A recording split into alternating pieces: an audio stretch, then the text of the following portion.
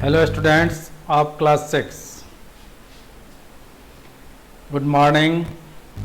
We have learnt in chapter 3rd process of separation and cleaning. इसमें हमने पढ़ा था सॉलिड मटेरियल्स होते हैं, उसमें हम जो है अलग अलग विधियों के द्वारा किसी चीज़ को अलग करते हैं।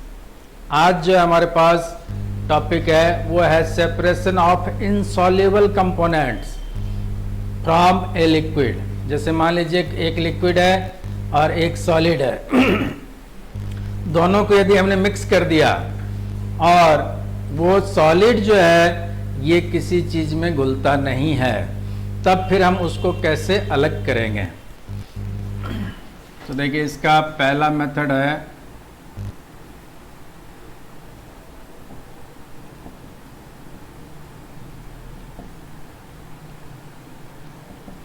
सेडिमेंटेशन। तो सेडिमेंटेशन जो है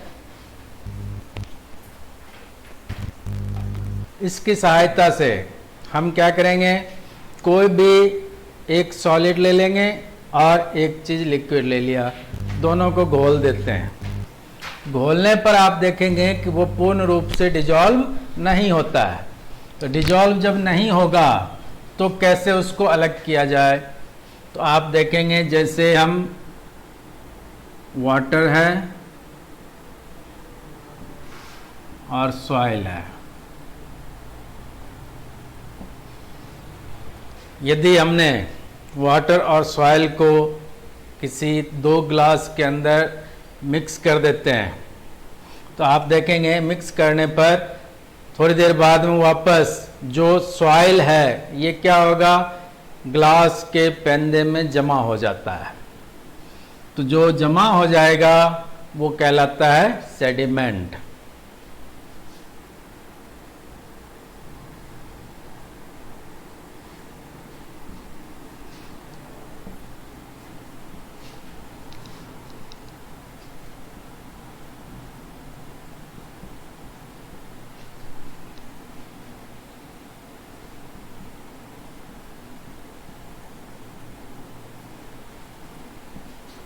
इनसॉल्युबल पार्ट जो है उस बर्तन के बॉटम यानी पेंदे में सेटल हो जाता है, जमा हो जाता है। तो इसको हम कहेंगे सेडिमेंट।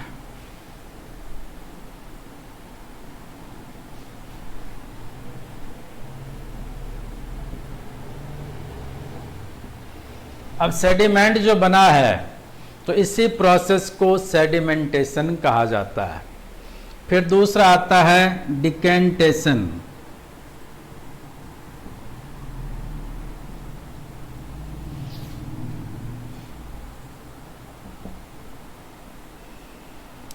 अब जैसे मान लीजिए हमने सेडिमेंटेशन के द्वारा जो सॉइल पार्टिकल को वाटर के अंदर मिक्स किया, तो मिक्स करने के बाद में इसको कुछ देर हम रख देते हैं तो क्या होगा, इनसॉल्युबल यानी जो अपने पास सॉइल पार्टिकल है ये उसके बॉटम में जमा हो जाता है। अब आपके ऊपर का जो भाग है वो प्योर वाटर यानी क्लियर वाटर हो जाता है। तो क्लियर लिक्विड को हम क्या करते हैं, ऐसे उड़ेल देंगे। उड़ेलना जो है दूसरे बर्तन में ये क्या कहलाएगा, डिकेंटेशन।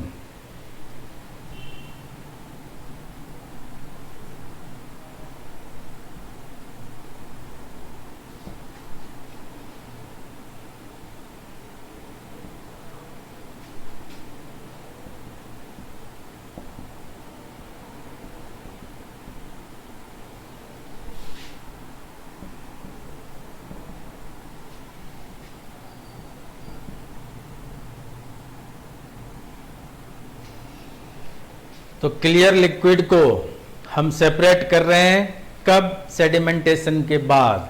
तो इस प्रोसेस को हम कहते हैं डिकेंटेशन। अब जैसे मान लीजिए कि तीसरा इसका प्रोसेस आएगा वो है फिल्ट्रेशन।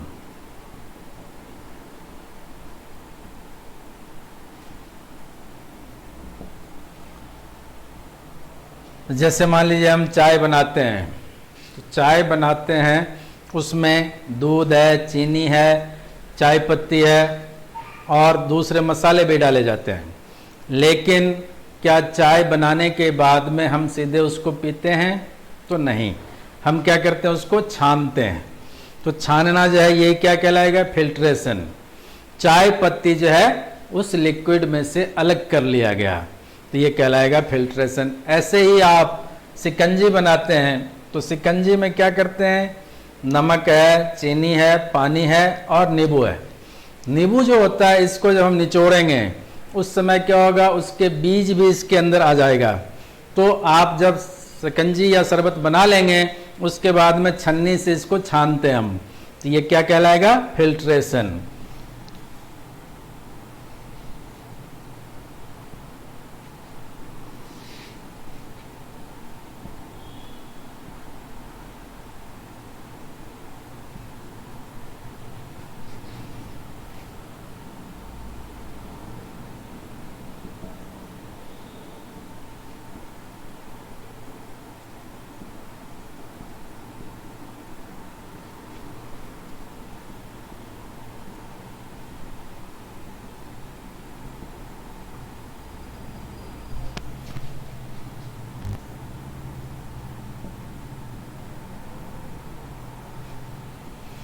तो कोई भी इनसॉल्युबल पार्टिकल है, इसको हम सेपरेट कर रहे हैं किसी लिक्विड में से।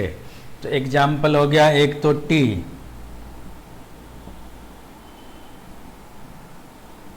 दूसरा है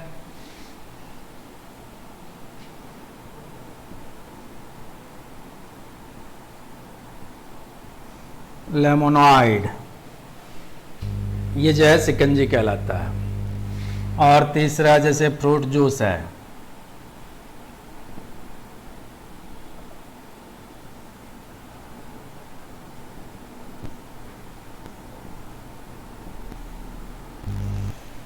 इस सब में से हम क्या करते हैं, जैसे चाय पत्ती को छान लिया, इसमें नींबू के बीज होंगे उसको छान लेंगे, और जिस फ्रूट का आपने जूस निकाला है उसके भी बीज होते हैं उसको भी क्या करते हैं, छान लिया जाता है। छानने के लिए जो छन्नी होता है उसको स्ट्रेनर कहते हैं।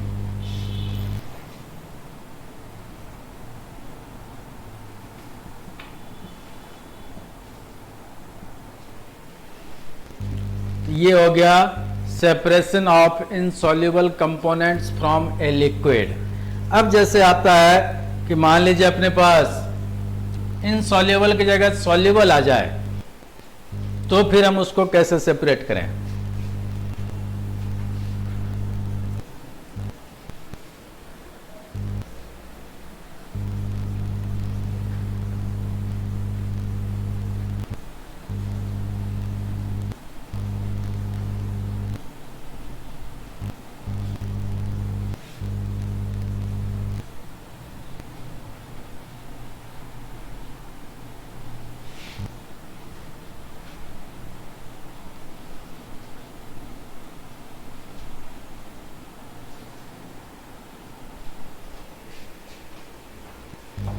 तो separation of soluble components from a liquid.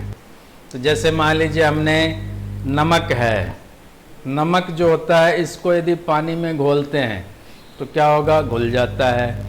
अब उसको हमें यदि वापस अलग करना है नमक और पानी को, तो क्या करेंगे हम, तो इसको क्या करेंगे, इवेपोरेशन के द्वारा अलग करते हैं।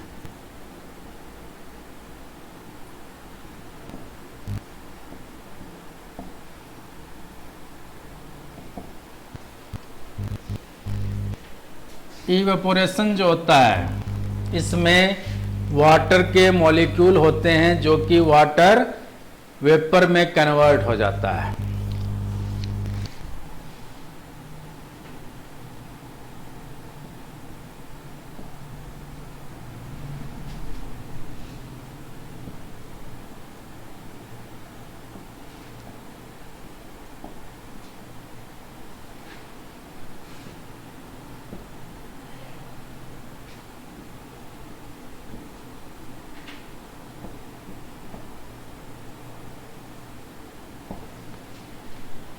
इस प्रोसेस को हम कहते हैं इवेपोरेशन।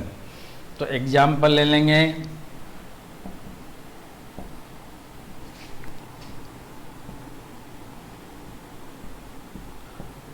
Salt and water. इस दोनों को हम मिक्स कर लेते हैं, सॉल्ट एंड वाटर दोनों को मिक्स कर दिया। अब जैसे आप मिक्स कर देते हैं तो ये पूर्ण रूप से डिजॉल्व हो जाएगा। डिजॉल्व होने के बाद में हम चाहते हैं कि नमक जो है इसको वापस हमें प्राप्त करना है। तो क्या करेंगे, आप इस मिक्सचर को किसी थाली के अंदर रख दें और पंखा चला दीजिए। उस पंखे के नीचे आपको वो थाली रख देना है। कुछ घंटों के बाद में पानी जो है ये भाप बन करके उड़ जाएगा और नमक जो है ये थाली के अंदर बच जाते हैं।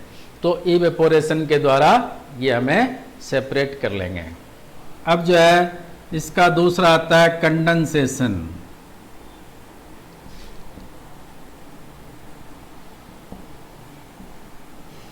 कंडेंसेशन में जैसे यहाँ हमने देखा कि वाटर वेपर है, तो वाटर वेपर जो है यहाँ पर क्या होगा, ठंडा होकर के वापस वाटर के मॉलिक्यूल देता है।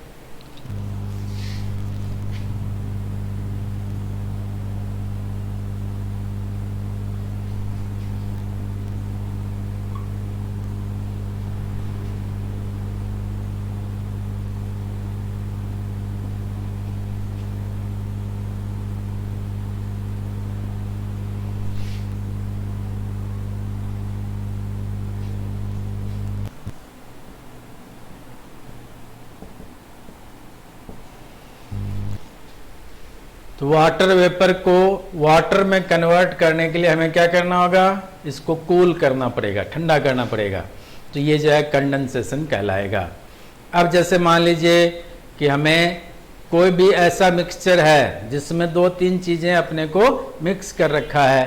अब उसके लिए जो प्रोसेस चलाएंगे तो उसके अंदर हम क्या करेंगे, जो सेपरेशन होगा उसमें अभी जो हमने 5 मेथड पढ़े हैं ये पांचों मेथड का उपयोग किया जाता है। तो कंडेंसेशन सबसे लास्ट में उपयोग किया जाएगा। अब यहाँ जैसे आप देखते हैं कि भाप होता है, घर में आपने देखा होगा दूध गर्म करते हैं, ढक्कन से ढक देते हैं उसको, और कुछ घंटों के बाद में यदि ढक्कन उठाते हैं तो ढक्कन के नीचे से जो पानी है ये गिरना शुरू होता है। इसका मतलब क्या हुआ, जो वाटर वेपर था ये ठंडा होकर के वाटर में कन्वर्ट हो गया है। अब इसके बाद में हमारा जो टॉपिक आएगा उसमें हम पढ़ेंगे कि ये पांचों मेथड एक साथ कैसे यूज होगा। इसका अर्थ ये है कि more than one step can be used for the separation. तो उसके अंदर हम पढ़ेंगे ये पांचों मेथड एक साथ यूज करना है, और जो प्रोसेस होगा उसके अंदर सॉल्युबल इनसॉल्युबल सभी चीज़ों को मिक्स करके बनाया जाएगा। 3-4 चीज़ों को मिक्स कर देंगे तब ये पांचों प्रोसेस इसमें काम आएंगे। Okay, thank you.